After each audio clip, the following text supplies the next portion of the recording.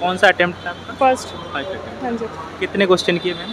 60 plus. 60 plus. SSC ने अभी हाल ही में नोटिस जारी किया है 10 सितंबर को, और एनालिसिस पे पूरी तरह से बैन कर दिया है। ये बहुत ही सही है। 2022 में नोटिस किया था, फिर भी लोग नहीं मान रहे थे एनालिसिस करे बगैर, और ये जो 10 सितंबर को किया बहुत अच्छा कदम है। इससे बच्चों को अपने क्वेश्चन रिवील नहीं करना चाहिए कि किस प्रकार के क्वेश्चन आए हैं, और मैं इसका भरपूर समर्थन करता हूँ, सम्मान भी करता हूँ। क्या रणनीति थी पढ़ाई की आपकी?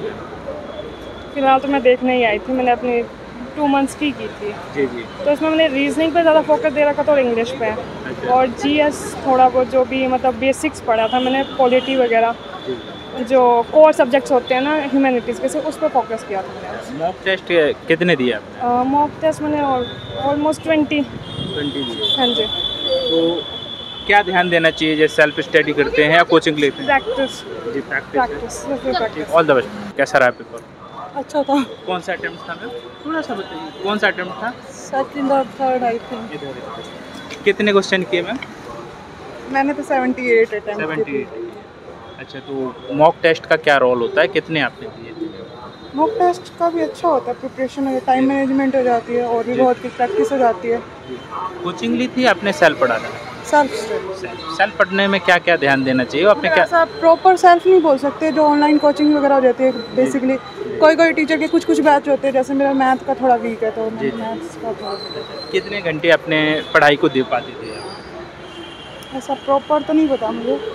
एवरेज कितना हो जाता था?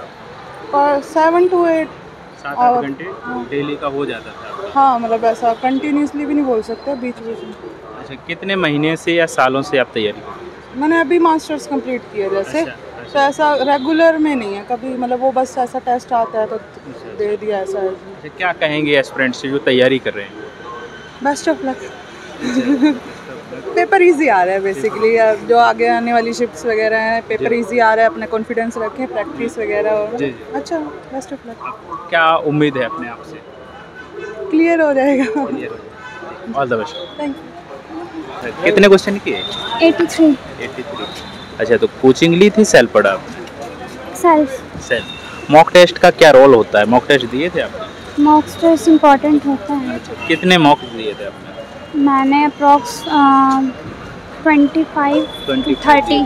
अच्छा, क्या इसका फ़ायदा क्या मिला आपको? मॉक टेस्ट से प्रैक्टिस अच्छी हो जाती है। प्रैक्टिस अच्छी हो जाती है। कौन सा अटेम्प्ट था आपका? मेरा सेकंड अटेम्प्ट था।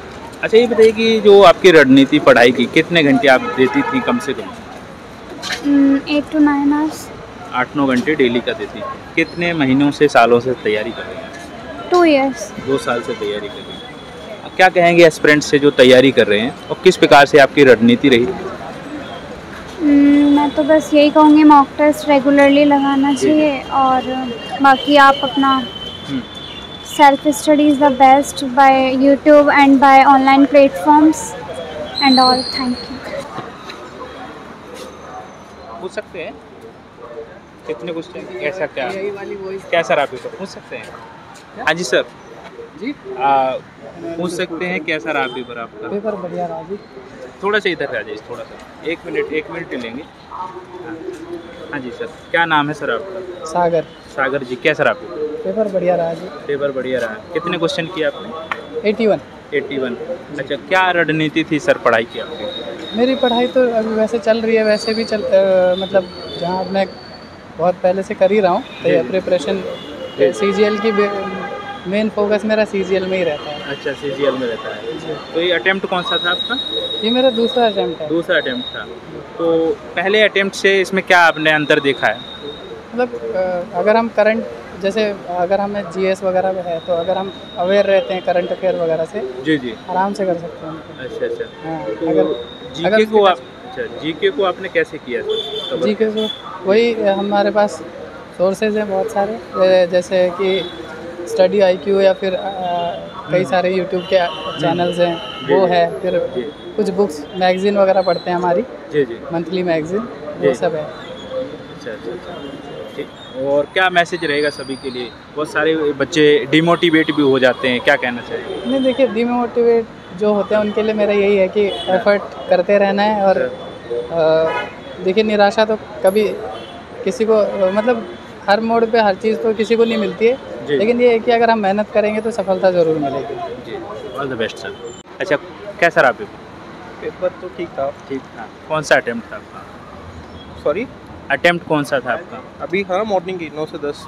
नहीं, पहला अटेम्प्ट था? हाँ पहले अटेम्प्ट, हाँ मेरा अटेम्प्ट पहले ही था। अच्छा, क्या रणनीति थी आपकी पढ़ाई की? मैंने अभी 1 महीने पढ़ाई करी थी। 1 महीने पढ़ाई की थी। पेपर तो काफ़ी इजी था। हाँ। मैथ मैंने कर दी, हाँ। रीजनिंग कर दी, इंग्लिश कर दी, जीके मैंने पढ़ी नहीं थी, उसमें बहुत कम अटेम्प्ट करे। कितने क्वेश्चन किए आपने? मैंने 70 करे। 70 क्वेश्चन किए। तो कौन सा पोर्शन आपको लग रहा था ऐसा कि टफ है? टफ तो कोई सा भी नहीं था, मैंने ही जीके नहीं पढ़ी थी, वरना जीके भी इजी थी। अच्छा, जीके आप पढ़ नहीं पाए हैं। अच्छा, तो मॉक टेस्ट आपने कितने दिए? मॉक टेस्ट दिए होंगे मैंने 8-10 के अराउंड मॉक टेस्ट दिए थे। उसका यहाँ फ़ायदा क्या मिला? स्पीड ठीक हो गई मेरी। मैंने मतलब आधा घंटा मैंने मैथ करी थी, बाकी पूरा पेपर मैं आधे घंटे में कर लिया था, आधे घंटे से भी कम में कर लिया था। अच्छा, उसका ये फ़ायदा मिला? उसका फ़ायदा स्पीड तेज हो गई। सारे क्वेश्चन आप पढ़ पाए हैं? हाँ। उसकी वजह से? हाँ बिल्कुल। अच्छा, तो ये बताइए कि बहुत सारे बच्चे तैयारी करते हैं, तो तैयारी करते समय मॉक का जो आपने बताया रोल टाइम मैनेजमेंट उससे हो जाता है, कुछ बिना मॉक के भी पढ़ते रहते हैं, क्या कहना चाहेंगे? वो मैं भी पढ़ता था। हाँ। मैंने भी थोड़ी पढ़ाई करी थी, बट बिना मॉक के क्या है ना, इससे पहले मैंने एग्जाम दिया था, एफकेट का दिया था, उसमें स्लो हो जाते हो आप। अच्छा, क्वेश्चन में फंस जाते हो आप। क्वेश्चन पढ़ के फिर क्वेश्चन सॉल्व करो, उसमें आपको टाइम का वो नहीं रहता, कितना टाइम देना है क्वेश्चन को, और नहीं हो रहा है तो स्किप करना है, तो वो मॉक से आती है वो प्रैक्टिस। मॉक करने से बेनिफिट होता है। कोचिंग का क्या रोल होता है? कोचिंग का तो प्रिपरेशन का होता है। अगर आपके कॉन्सेप्ट बिल्कुल बेसिक से ही गायब है तो आपको कोचिंग लेनी चाहिए। अगर आपके बेसिक कॉन्सेप्ट ठीक है तो फिर तो कोचिंग की ज़रूरत नहीं है। जैसे मेरे को जीके की कोचिंग चाहिए, क्योंकि मैंने 10th के बाद साइंस ली थी, तो उसके बाद से बिल्कुल पढ़ी नहीं। आपने मैथ के लिए, रीजनिंग के लिए, इंग्लिश के लिए कोचिंग नहीं ली? नहीं, खुद से किया है? खुद से किया है इसमें। अच्छा, क्या रणनीति थी आपकी पढ़ने के लिए? कैसे पढ़ते थे? जैसे इंग्लिश की बात करें या मैथ की? मैथ का तो मैं वो देखता था, यूट्यूब से पढ़ाई करता था मैं, और क्वेश्चन प्रैक्टिस करता था, क्योंकि मेरी मैथ ठीक है, मैंने इंजीनियरिंग करी है तो मैथ मेरी ठीक है, काफ़ी अच्छी है, और मेरे को फेवरेट भी है मेरी मैथ। अच्छा। तो मैथ और रीजनिंग में मेरे को दिक्कत हुई नहीं। इंग्लिश मीडियम से पढ़ा हूँ तो वो भी बहुत ईजी थी इंग्लिश, मतलब कोई हार्ड नहीं थी, थोड़ी वोकैब वगैरह ठीक कर लेता तो 25 के 25 भी कर ही देता मैं। अच्छा, क्या जो साइंस बैकग्राउंड और आर्ट बैकग्राउंड जो है, इसमें क्या अंतर देखने को मिलता है, और बच्चों के लिए क्या ऐसा असर पड़ता है इसका? मेरे को तो बेनिफिट यही लगता है, एक तो थोड़ा सा मैं काम रहता हूँ पेपर करते टाइम, मतलब घबराता नहीं हूँ। और मैथ और उससे जैसे बहुत सारे बच्चे होते हैं उनको डर लगता है मैथ या रीजनिंग से, पता नहीं क्या आ जाएगा, वो एक तो नहीं सरप्राइज एलिमेंट होता है, तो मेरे को वो चीज़ें नहीं लगती। मेरे को एक थोड़ी जीके की वो है जो मेरा थोड़ा वीक है, वो मेरे को कवर करने की जरूरत है। बाकी क्वेश्चन मतलब वो था पेपर में निकाल सकता हूँ, मतलब ऐसे। अभी क्या उम्मीद है? अभी तो मैं तो बॉर्डर लाइन पे हूँ। बॉर्डर लाइन पे अगर मैं जीके पढ़ लेता तो हो जाता क्लियर, टाइम नहीं था सफिशिएंट। जीके में कोई भी क्वेश्चन नहीं किया आपने? नहीं करे हैं, मतलब जो थोड़ा बहुत करंट अफेयर मेरे को पता था वो पढ़ा है मैंने। आर्ट मतलब पॉलिटिक्स पढ़ी, बट मेरी प्रिपरेशन नहीं थी जीके में। मैंने 10 या 12 क्वेश्चन अटेम्प्ट करे होंगे। ठीक, all the best. Thank you.